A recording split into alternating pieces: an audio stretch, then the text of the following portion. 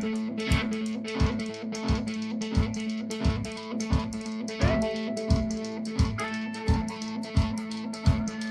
is Performance Anxiety on the Pantheon Podcast Network, and I am your host, Mark.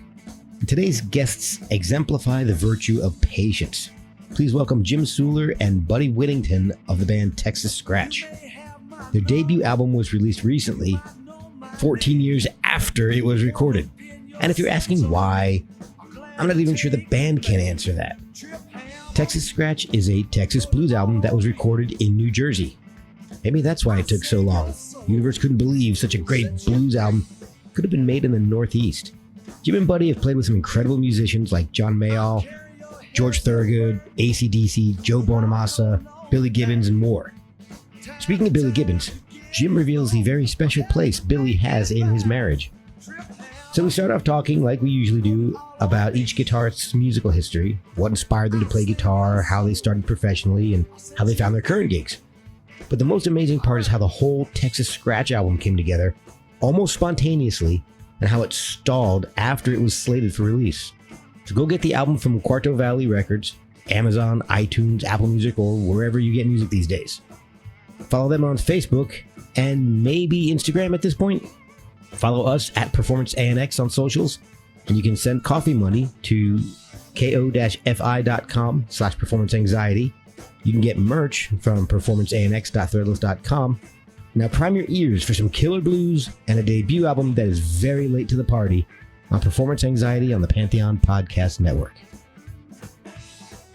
Let's do one apiece because I'm afraid I'll drop the baton. I hear you.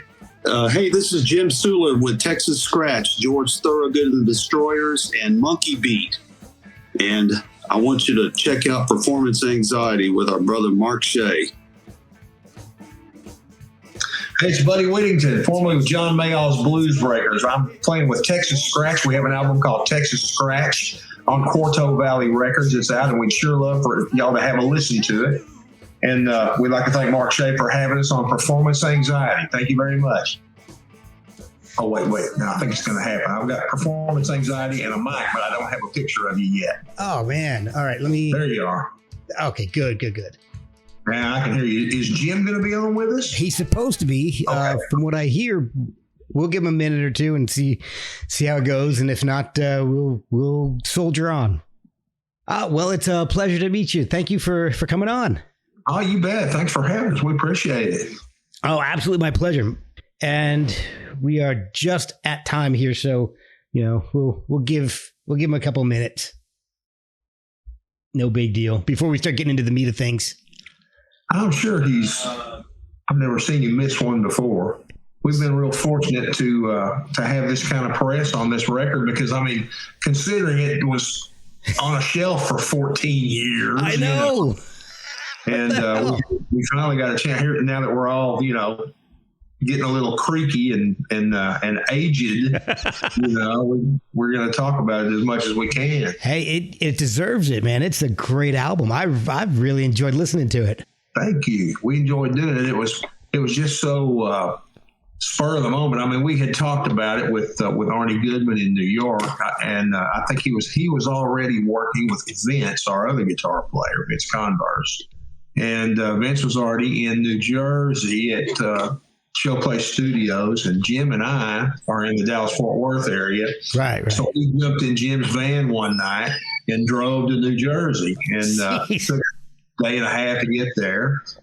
And immediately, we might have slept a couple hours, then came down and started putting down basic tracks. We had the whole thing done, the basics done in 4 or 5 days. I believe it was 4 days. Wow. And it went real well. And and Vince had already cut one of his tunes with Ben Elliott, who was the engineer and producer. Okay.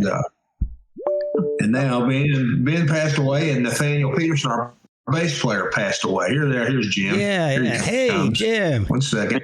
I'm sorry. I thought it was just didn't know I had to get the apps. In the middle here. Sorry about that. My apologies. Hey, Bud. Sorry to interrupt you. I didn't either. I actually didn't. There you are. Well, I was lucky too. I started about 9 minutes early. This is a video paused due to problems with your network. Well, I can still see you. My apologies. No problem. My apologies for making you download an app you might not ever use again. So that's all right. I didn't have to download anything. I just had to click on it a couple of times, and finally it came up. So I'm still not seeing you, Jim, but I can hear you. I can see you both. So if that. Okay, all right. Well, we should be all right then. You can see Jim anytime. Yeah, I'm not much, but you've seen. I hear you. The new, well, I don't even say new, the old Texas Scratch album, which is finally released, 14 years late. It's just such a crazy, unique, unusual story. Oh, there you go. I like that. It's just such a wild story, unusual story that I'm really interested to hear how this whole thing came about. But before we get to that, I want to learn a little bit more about how you guys got into music in the first place. So, Jim, why don't we start with you? I mean, you guys are both from Texas originally, right? Yes, I grew up in Dallas. And Buddy grew up about 35 miles in Hurst, right, Buddy? Yeah, Hurst, and I was Hurst in a little town called Richland Hills, just what at the time was a suburb outside of Fort Worth, and now it's kind of grown together in the middle, and we're about 30, like Jim says, 35 miles apart. Fort Worth on one end and Dallas on the other. Let me go on a tangent because I'm curious, Buddy. There's North Richland Hills and Richland Hills, right? That's correct. Okay. And Richland Hills was where I was, which was the original early suburb where everybody moved outside of Fort Worth, like all the Bell helicopter employees, and because it's right up the road in Hurst, and that's where my granddad had his house. And then when he passed, my mom and dad moved into his house, and we moved from Richland Hills to Hurst, and I've been there ever since. That was about 1969 or 70. Okay. Well, back to your question. Remember what it was? You're cutting your audio is cutting in and out a lot. I'm not sure exactly why. I'm not sure if it's a weird connection or distance to the microphone or what, but I'm getting a lot of cutting in and out, almost like you're hitting a mute button real fast. No, yeah, I'm not doing anything. I'm hearing echo from my signal from one of you guys. Well, you're wearing headphones, so yeah, that is Buddy. Now you've done it, Buddy. Oh, it's all your fault, buddy. It's always my fault. It's usually mine. Yeah, if it's a technical question, I'm the wrong guy to ask. So I don't know what's... You sound, whatever's going on, you sound fine now. Yeah. Okay, so I guess the original question was, what got you into music? And was guitar the first instrument you decided to pursue? The Beatles probably, and all the bands that were on AM radio at the time, which is what I as a little kid. I think the first, guitar was always cool to me, but at some point when I was a kid, I wanted to play drums. I went over to somebody's house and there was a drum set there. I thought that was the coolest thing I'd ever, probably like 8. And he said emphatically, no, you're not getting drums. He didn't want to listen to the racket. So the music bug subsided for a few years. Then when I got about 13, 14, I got guitar. And then I just went through a series of garage bands and learning from albums and from anybody whose brain I could pick, Was it always blues for you? Or, you mentioned the Beatles and all that, not exactly blues based, but was that what really got you interested in pursuing guitar? Or was it pop music like the Beatles and stuff at the time? Well, that gave me the music bug. And then as I got a little older, I liked blues based stuff. I found I gravitated to that. And then I just started investigating the songs that these artists were covering, the Rolling Stones or the Allman Brothers or Johnny Winter, and going back and checking out the original versions and, seeing how it was all connected. We'll be right back after a word from our sponsors. Before you skip over this ad, give me 1 minute. Like most podcasts, I pick sponsors carefully, and I use the products that advertise here. Pure Spectrum CBD is a product that has been really beneficial for me. They have a wide variety of great products that can be used on a daily or as needed basis. I've been using the tincture every day, and it's been wonderful for easing anxiety. And I absolutely love the isolate. I use it instead of acetaminophen or ibuprofen, and it's worked so well for the relief of aches and pains. They also have soaks, lotions, salves, gummies, and more, plus an entire line for fitness recovery. They even have products for your pets. See everything they offer at purespectrumcbd.com. And if you have questions, they're there to help. They helped me when I had no idea where to start. After you fill your cart, use code PerformanceANX for 15% off your purchase. Pure Spectrum CBD, Pure Spectrum CBD, Pure Spectrum CBD. Was music something that you wanted to pursue professionally from the beginning, or was it something that just kicked in a little later? Oh, I think, you don't really understand what it entails when you're young. It sounds romantic and it's, sounds cool. Till it's too late, right, Jim? Till it's too late. Your feet are anchored in cement. Flying off the bridge. It was just kind of a fan, it was just something, that would be cool. And then it's just, you start doing it and it's like, well, it's a lot of fun. This sure beats going to school, or whatever your job or whatever your responsibilities were. But, once the bug has you, I mean, it's, if you're going to do it, nothing's going to stop you. I mean, can't really give it, people ask me for advice, and I'm sure they've done this with you, buddy. And it's like, I would almost tell, my dad always said, have something to fall back on, son. And I never would listen to him because I didn't feel like I could do it well enough to succeed with that safety net there. I think that fear of failure is a great motivator. Mm-hmm. Absolutely. But now you have had other jobs still in music. I mean, you were a disc jockey for a little while, right? Yeah, but that was on a community station here. It was a strictly volunteer station. They would have facets of music from country to jazz to blues to gospel to Vietnamese to that Cajun show, that blues show, the community affairs show. But I did that for about 2.5 years. It was a once a week gig. And I'm still tight with the station. It's KNON in Dallas, and still a supporter of the station and friends with all the people there. But yeah, that wasn't a true job. I mean, I drove a delivery truck. I worked in a liquor store, worked in a plant nursery. I did landscaping work. I loved learning. I loved knowledge. I just hated the structure of school at that time. And I guess the good thing about not having a college degree is I don't have a huge college loan to pay off. Yeah. I could say the same thing. My dying day, Yeah.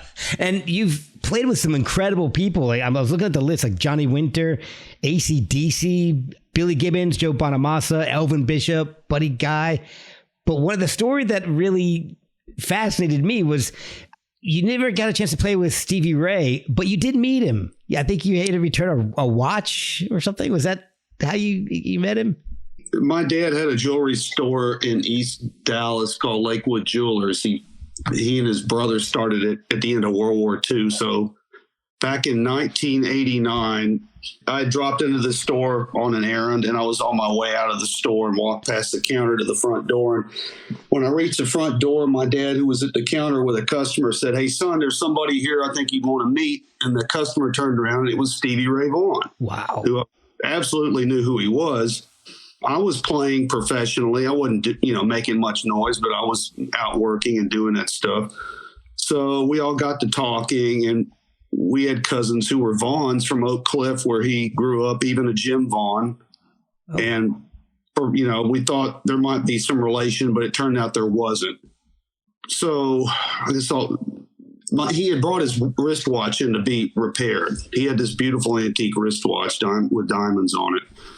And, so yeah, we chatted. He was very friendly, amiable, and that was that. I left, and he never did come back for the watch. So the following year, he was playing, this was like 2 months before his death, he was playing a big blues package with B.B. King. And maybe Joe Cocker was there.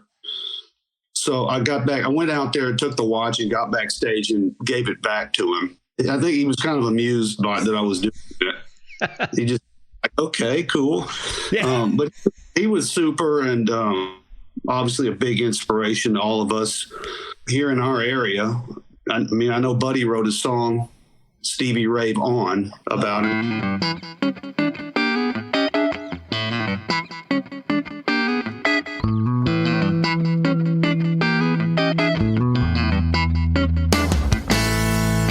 I tried to write you a sad song. Ain't nothing sad about being the best.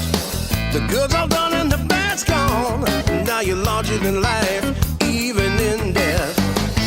A hometown hero, a worldwide legend, there isn't a doubt. Buddy, did you know Stevie? You know, I didn't. The only time I think that the first time I ever was around him, I believe he was playing with, what was the band that, I can't think of it. If you hadn't asked me, I would have known, but they were playing at Gertie's one night. Oh, back in the 70s? Yeah, early 70s. Like Blackbird? No, I know about that band. I knew Christian Cleek in that band and the keyboard player also. But they were, what was the name of that band? I'll think of it. If you wait a second, it'll come to me. Oh, anyway, I know he was. He had been in that band for a short time anyway. And those guys, they had us set up at Gertie's to play on like a Monday or Tuesday night. And little did we know that the main reason we were there so everybody that came into audition could use our stuff. Yeah, they don't tell you that. Yeah, and I'm fairly sure that was the first time I ever saw him. And I never did really get to know him or anything. Was that Cracker Jack? Yes. Okay, I was thinking with Bruce Boland and that's the one. Robin, and was Uncle John with them for a while? I think so. And like I say, I'm not sure Stevie was with them for any amount of time. Not long, I don't think. Yeah, but I'm pretty sure he was there that night when they came in to play on our stuff. Mm-hmm. So, buddy, what got you into music initially? Well, I just liked it, and my family. I mean, my sister was a really good singer. There's Jim popping back up. My sister was a really good singer, and nobody played any instruments, but everybody liked. My parents loved Bob Wills and Western Swing, and and there used to be there was a show called Cowtown Jamboree on KTVT Channel 11 every Saturday afternoon, and there was one out of Dallas called the Big D Jamboree. Okay. And we would watch those. The main reason I watched both of them was because I could see what kind of guitars and amps those guys played, There's a lot of Telecasters and Twins and Super Reverbs. And once in a while you'd see a 335 or a Mose Ride or something like that. But that was what interested me about it. And I wound up playing in a little country band with another guy that was maybe a year older than me. And then there was we had a policeman and a fireman in the band. So my dad didn't take too much umbrage about me going out and playing with those guys in bars at 14 or 15 years old. Because, he's playing in a band with a cop. How much trouble can he get in? Exactly. I was fortunate I didn't get in any trouble, but I could have. Yeah. Anyway, just between that and like Jim says, listening to the radio, and my sister had a magnificent collection of 45s and albums. And I walked in her room one day, and she had these posters on the wall, these long-haired English guys sitting there smoking cigarettes and having drinks and stuff, and she had, I remember, I got no time for you right now, don't bother me, on the little stereophonic stereo. She had Meet the Beatles going there, and that was something that got me interested. And of course, Freddie King lived in Dallas, and as I got a little older, we got to where we could go see Freddie fairly often, around town. He was on the road a lot. Yeah. But used to see him at Mother Blues, and used to see him at the Cotton Bowl and all kinds of, if there was a blues show, he was generally on it, Mm-hmm. And that was a big deal to me to get to do that. So I got a question. I like the blues a lot, but I'm not like super well versed in different styles of blues. I know how some differ, but what defines Texas blues? Well, I think the way I understand it, I mean, you got the old guys, you got Lionel Hopkins and Mance Lipscomb and guys like that were acoustic playing it and playing it, in its very basic form. And then as it came along, it started to have kind of rock and roll tendencies, like when Freddie got a hold of it, or Jimmy Reed playing electric on it, Okay. or guys like that. And that's what sort of made it appeal to me. I love the old stuff, but I never could really play it convincingly. You know what I mean? Yeah. And I can kind of keep up a little bit with some of the electric stuff. Not the greatest, but I'll always try when I'm there. All right, so both of you have had recently had some pretty amazing gigs. Buddy, you played with John Mayall's Blues Breakers from 93 to 2008, I believe. 15 years with John Mayall, and that started at the Dallas Alley Complex over in the West End Marketplace. We knew the guy that booked all the talent in there, and he would book us on shows. Like we would play with the Marshall Tucker Band one week, and the next week we would open for John Mayall and the Blues Breakers. And I met John that night that we did that. He told me, he said, I don't have a record deal at the moment. He says, but my guitar player, Coco Montoya, was in the band at the time. Oh. And Coco was he'd been there 10 years. And at the time, he'd been there longer than anybody.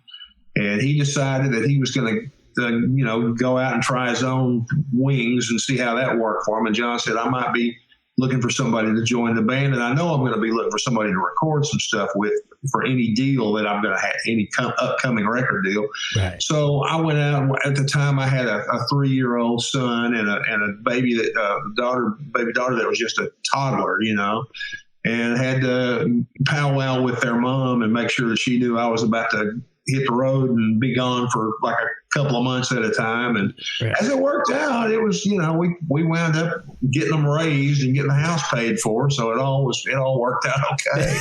Sounds like it. And you had to play with a legend for, 15 years. Yeah, it was really an interesting time for me. I wouldn't trade it for nothing. I was so lucky to get to play with the guys that I listened to growing up. I mean, we were on a ZZ Top tour. That for me, it didn't get any better than that. We would go out and play 45 minutes opening for ZZ. And then I'd go sit on the side with Billy's guitar tech and watch them play. You know what I mean? Oh, yeah.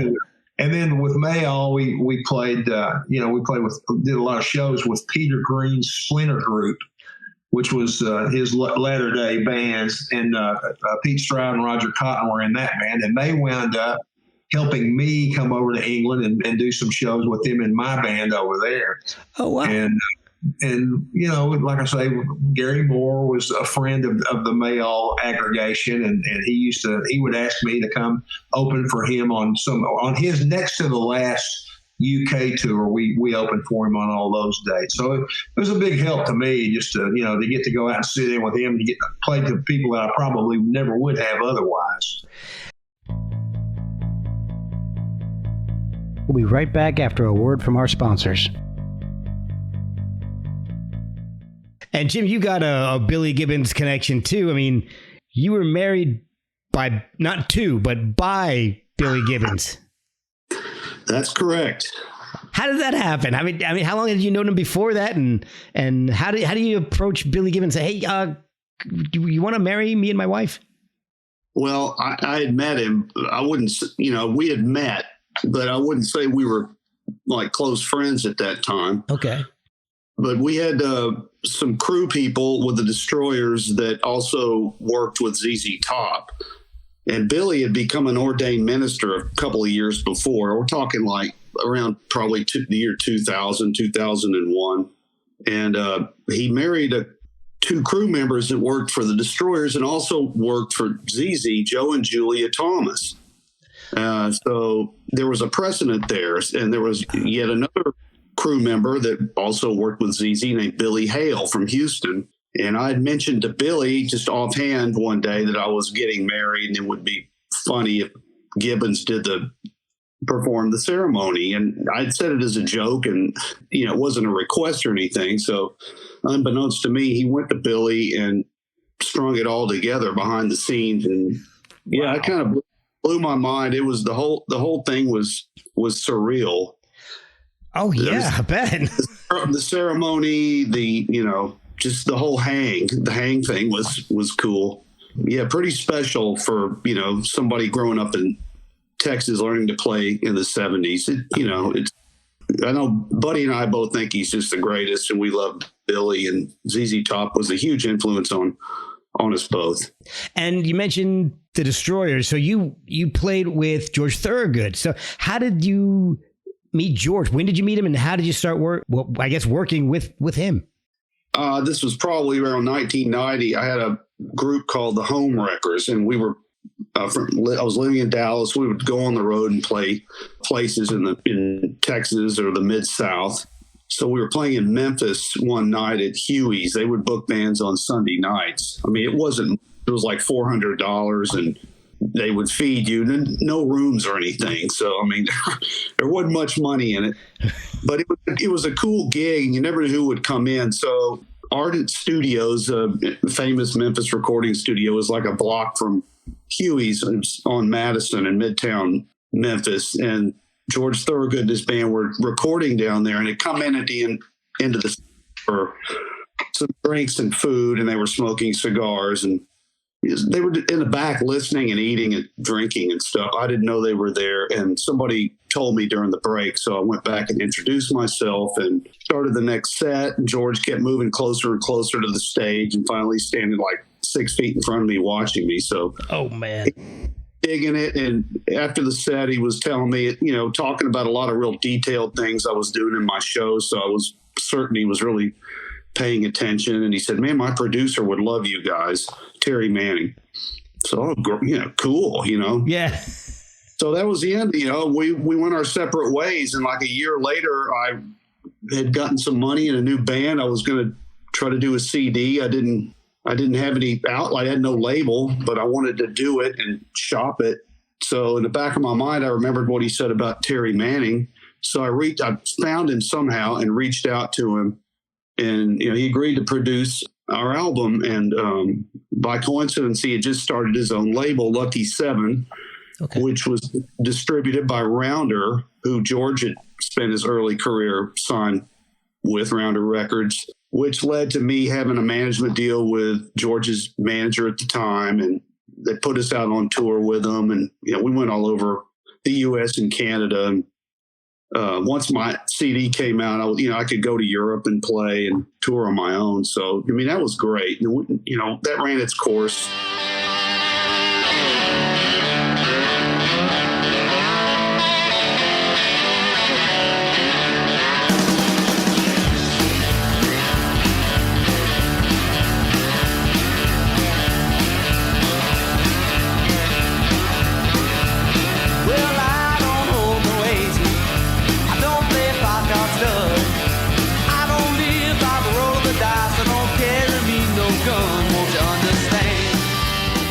After a couple of years, the just going out and doing a bunch of shows. Yeah. But by 1990, late 98, they reached out to me and wanted to hire another guitar player. So I've been kind of pulling double duty ever since. Oh, wow. How often does George go out and tour? The only time I ever got a chance to see him was, I guess, 1990 on the Boogie People tour. Yeah, that's awesome, with Johnny Winter opening up. That was just crazy. They were doing that record when I met them. Okay. Yeah, that was the Boogie People record. So, yeah. So how often does George tour? I mean, does he go out every year, every summer, every couple of years? We're doing, about 75 to 90 shows a year. Oh, wow. I mean, once COVID hit, we didn't work for like 15 months. And then like 2 years following that, we've been really working really hard. You got to make up for it. Yeah. So, and this year promises to be a busy year as well. We start up again in April. So how did you two meet initially? I think I met Buddy at one of the Texas Tornado Jams, probably. Yeah, probably. There's a magazine here called Buddy Magazine. It's not about Buddy Whittington. Not about me. Forget it. I'm not into it then. It's a Texas music magazine. I believe it's named after Buddy Holly. Okay. So they have this thing. It's like a pantheon of greats or, esteemed guitarists. And we were lucky to be placed into the Texas Tornado Hall of Fame. Oh, wow. They used to have an annual jam. I mean, it was always, a lot of heavy guitarists would come out, really good people. I mean, it wasn't just, some slacker jam or anything. Right. So honored to play with Buddy. And I think I even remember what we played, Buddy. We did it at the Hard Rock, and you called off She Caught the Katy. Yeah. So and after that, it's all a blur. I don't remember. Well, that's more than likely 100% correct. But they used to do that jam every year or so, and I went for most of the times I was there. And like I say, Jim just lives right down the road from me to the east a little bit, and we run across each other. Like we used to be a place in Fort Worth called the Keys Lounge that Jim used to play at, and I was kind of a staple over there, and we'd see each other there. J&J's. Yeah, J&J's Blues Bar. So how did the idea for Texas Scratch initially start? Because this album was recorded, I believe, in 2009. So the impetus for this had to have been before that. How did you guys come up with the idea? As far as I can tell, it was all Arnie Goodman's idea to get us all together. He had worked with Vince Converse in his Sunset Heights band, and had him up to New Jersey and New York to work. I believe his label was Blue Storm Music, and he had Vince working on that, doing the Peter Green Rattlesnake guitar album, and it was more or less Arnie's idea to get the three of us together, because we had run across. We used to go to New York and play at BB King's in the Bottom Line, and every time I'd go through there, Arnie would be there to see John Mayall and all of us, and same with Jim. And next thing we know, we're driving to New Jersey to the studio, It sounds almost like spur of the moment, kind of a jam session kind of thing. Well, it really kind of was. I mean, I remember writing the song Texas Trios for that project, but other than that, I can't imagine anything being any earlier than that. It just came up like, hey guys, come to New Jersey and record, It seems like he had been talking about it for a year or two. Yeah. We need to do this. And we were like, yeah, sure. Put it together. We'll come do it. And, it just was a lot of, talk and let's do this for a while. And then finally one day, like, it all came together. But yeah, we drove in my van to New Jersey. It took a couple of days or a day and a half, whatever. And I remember, Buddy, after the session, somebody took you to the airport. You flew to Europe, and I drove home with your amp. Oh, yeah. and Kathy came over and picked it up. Those were the days when we were really working. Oh, man. Yeah. I'm tired just thinking about that. So 2 questions about Texas Scratch. First, how did that name come about? And then what is Texas Scratch? Well, I can tell you what it's not. It's not the Carter Scratch guitar technique. And no disrespect to the Carter family or Mother Maybelle or any of them. No, not at all. I mean, nothing but the ultimate respect to the Carter family. But that somehow that misinformation worked its way to the press kit, and none of us know where it came from. Nobody will fess up to it. It might take a federal investigation to find out. This time it wasn't Buddy's fault. No, it wasn't fault that time. Buddy, I think it was, Arnie had heard the name of your song, I've Got the Itch, but I Ain't Got the Scratch. And I think he probably took it from that. Front row center, top down, the chrome was gleaming. Driver home today, the salesman was screaming. I wanted a bad, but couldn't figure out how to meet those easy terms, half down, the rest now. So I'll wire up that muffler, I'll put on that patch. You know that I got the itch, but I ain't got the scratch.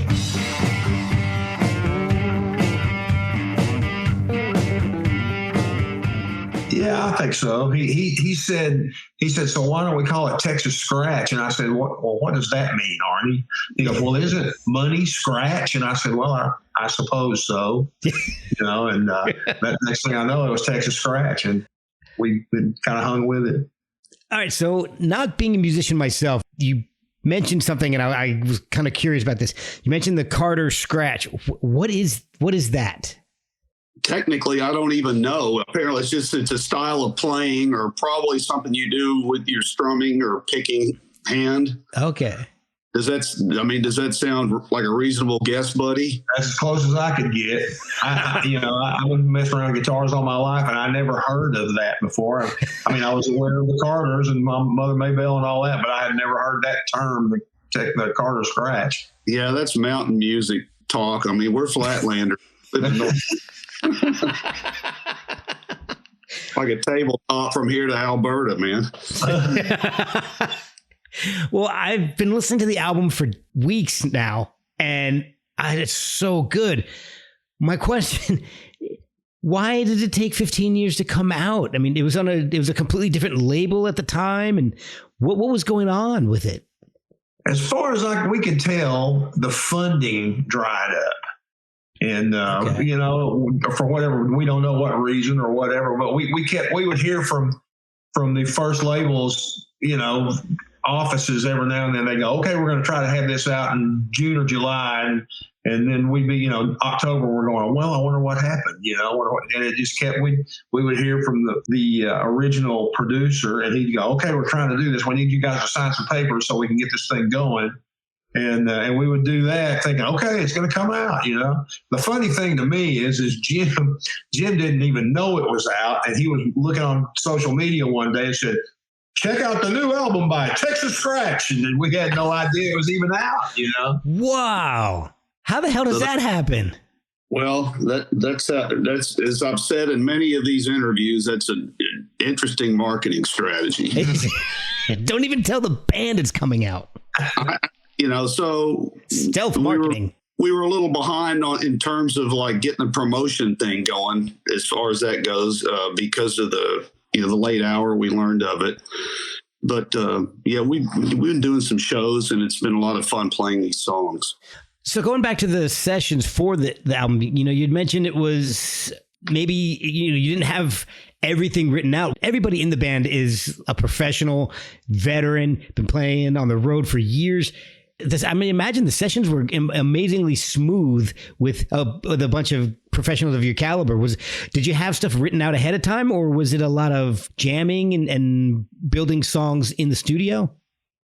Probably some of all of the above. Okay. Yeah. Well, I know I'd rather be lucky than good was lyrically complete, but I didn't have the solo section chord progression is different, and the outro chord progression was different. Those weren't even written until we got to the studio.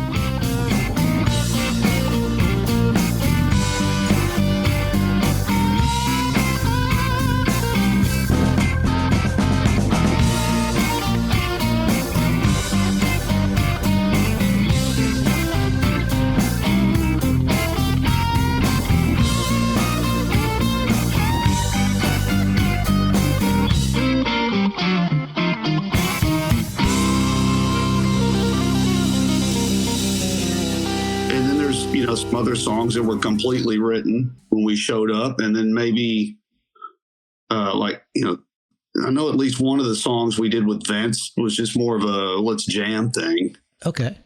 So that probably all of those things came into play during the recording process. Does it suck to have to do these interviews now and try to remember back into 2009 as to how this whole thing came about? We're happy to have the attention. You know what I mean? To just finally get that out there. No, it doesn't suck. I probably can, remember more about that than what I did 3 hours ago. We also have a tune on there. I had Ain't Got the Scratch in Texas Trios, and the third tune that I asked about doing was a tune by a gentleman from Fort Worth named John Nitzinger that had a hit in this with this song Louisiana Cockfight back in 1972. Right. And let's have a big hand for the referee for having this event you're about to see.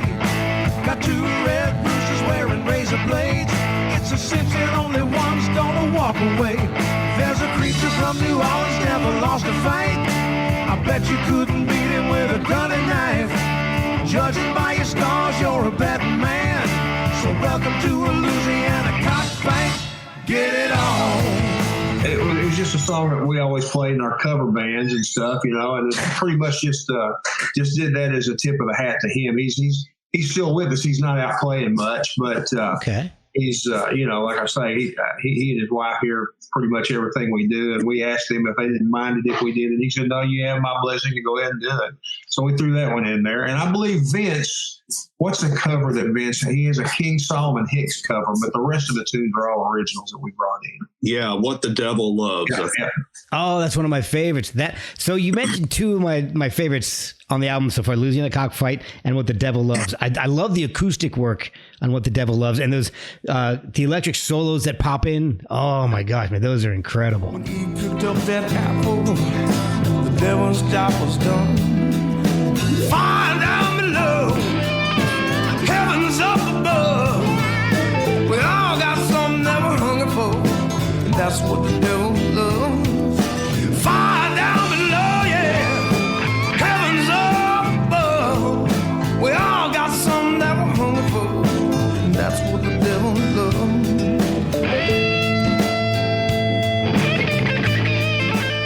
But I also love, and I'm assuming now since we were talking to this way, the originals, Showdown is one of my favorites, and Evil.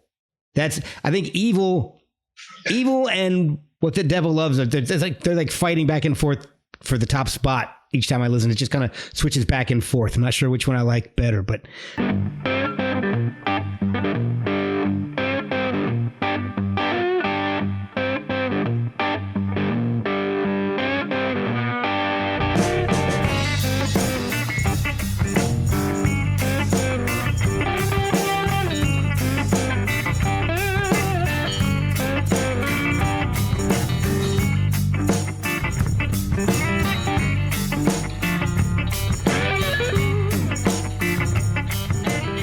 those are my top four on the album. So the two covers, and like I said, I imagine Showdown and Evil are originals. I think Evil is that Do Right By You? Yes. Yeah. I think that's a Vince song. Yeah, and Showdown is something I wrote probably about 25 years ago, maybe a little longer than that. Oh. And it's probably 8 to 10 years old when we recorded it. It was really a tip of the hat, a nod, a nick, a lift from Up From the Skies by Jimi Hendrix. Really was the inspiration for it. Nice. You know that song, you'll know what I'm talking about. Oh yeah. I didn't put two and two together, but now that you mentioned it, that makes total sense. Yeah, and it's with kind of a J.J. Cale, that kind of that delivery, I guess. I think Buddy and Vince are playing all the jazz guitar, and I'm just. I wouldn't call anything I did jazz guitar. I'm the last guy that would know anything about that. Well, you guys are pretty well versed. I think more than you give yourselves credit for. But I was just strictly rhythm on that song. And I know you guys had a loss recently. Are there plans to play the album, to tour either regionally or nationally to support the album? Right now, we're just doing some shows here in the North Texas area, Buddy and I. The thing is, Vince lives in Denver, and Jeff Simon, the drummer, lives in Philadelphia area. So that's a problem. And the bass player, Nathaniel, was living in Italy, and unfortunately, very sadly, he passed away like about 6 months ago. Yeah, right. It seemed like it was right about the time the album came out, as far as I know. I would like to hear that. Maybe a month after the digital release. It wasn't. Oh, wow. So, yeah, we're wanting to do some festivals and stuff. And I had kind of been waiting for George's tour window to lock in for 2024. And I'll be getting some information on that probably in the next 4 or 5 days. Okay. Before I book something and then have a scheduling conflict. I would love to hear that. If you guys can, I don't know, if you get out to the East Coast, I've got to see the show, because like so many blues, I mean, the albums are great, but man, the blues, you got to hear it live.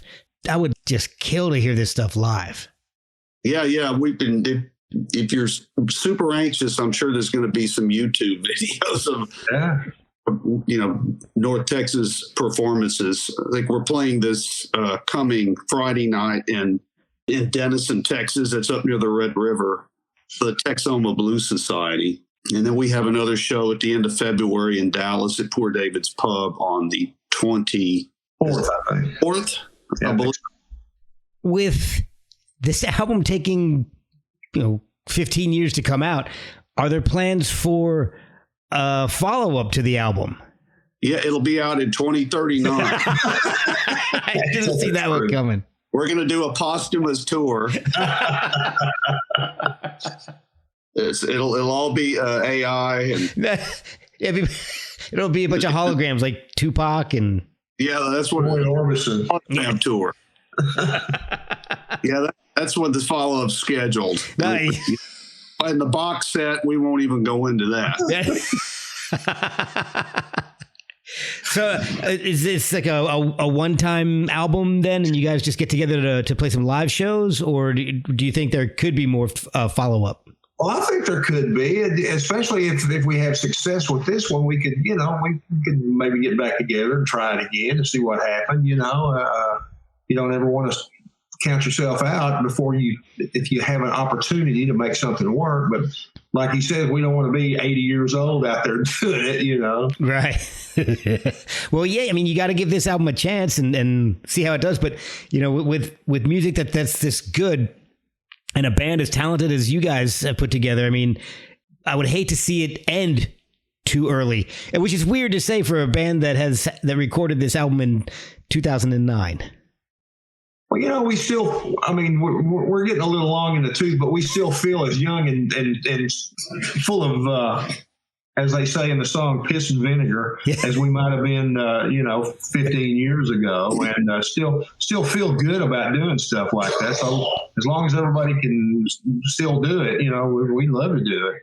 What is the best way for people to find the album and give it a listen and buy it and show their support and how much they enjoy the music? We've had to wait long enough for it. What's the best way to find the album? I would look on, if you want to buy a hard copy, you could buy it from Amazon.com or Quarto Valley Records. Okay. QARTO Valley Records.com. And for downloads, iTunes, and I think you can download off Amazon too. Yeah. And the usual streaming platforms as well. Right. And there's not a website for it, but if you want to look on Facebook, there is a Texas Scratch Facebook page, and I'm sure you can get one from there somehow. Okay. And is that the only social media that you guys have is Facebook, or do you do anything like Instagram or X? I would love to see you guys on TikTok. I hate TikTok, but I think you guys would be hilarious on TikTok. Well, I'm still trying to master Instagram, but I'm still trying to master Facebook. I'm going to create you just gave me a gentle nudge. I'm going to create an Instagram Texas Scratch page. Awesome. Thanks to you, Mark. Oh, hey, look at that. I have my own little place in Texas Scratch lore now. That's right. This is in lore it is. A legend here. Thanks for helping us. I do what I can. Well, guys, I really do appreciate you spending a portion of your evening with me. The album is fantastic. I love the whole thing. It's from top to bottom. It's so good. And I would love to see, and there's I can see Jim's holding it up.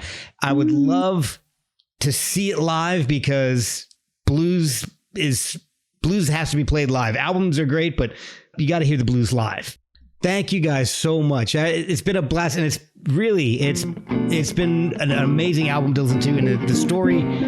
It sucks that it had to wait so long to come out, but man, it's definitely worth the wait. Thank you. Yeah, thank you much.